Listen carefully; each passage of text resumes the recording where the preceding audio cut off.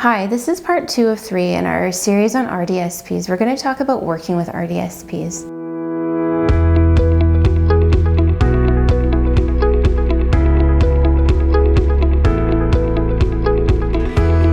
RDSPs are an effective way to save for your child's financial future or for your own if you're age of majority.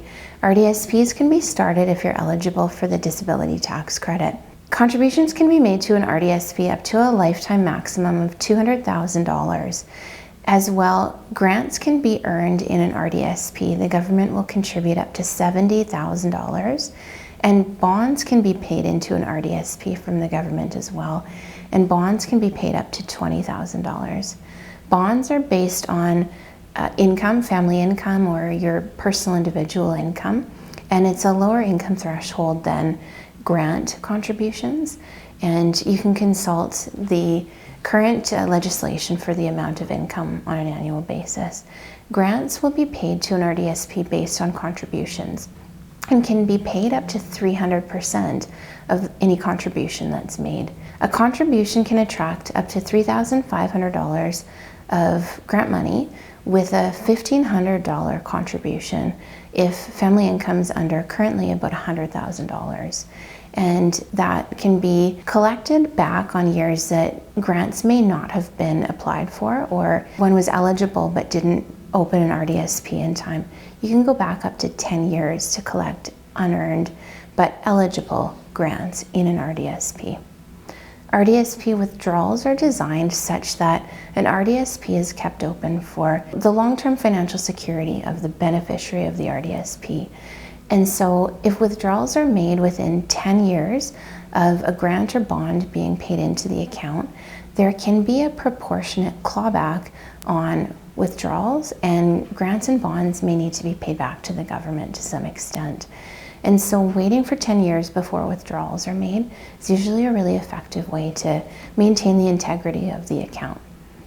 When withdrawals are made, you can withdraw in two formats. One, a disability assistance payment, or a DAP, and that's a one-time lump sum withdrawal that might be made.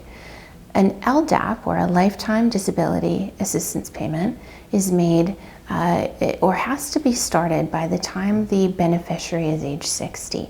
And it's an annual recurring amount that needs to be withdrawn on a regular basis.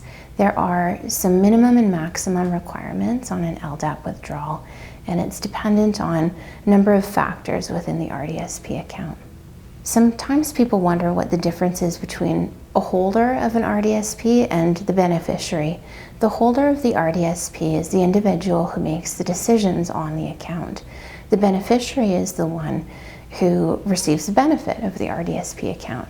Many times the holder and the beneficiary are the same individual, but that's not always the case. For example, if the beneficiary is a minor, often the parents or guardian will be the holder of the RDSP account, and grants and bonds will be based on the income of the beneficiary's family or parents in that circumstance.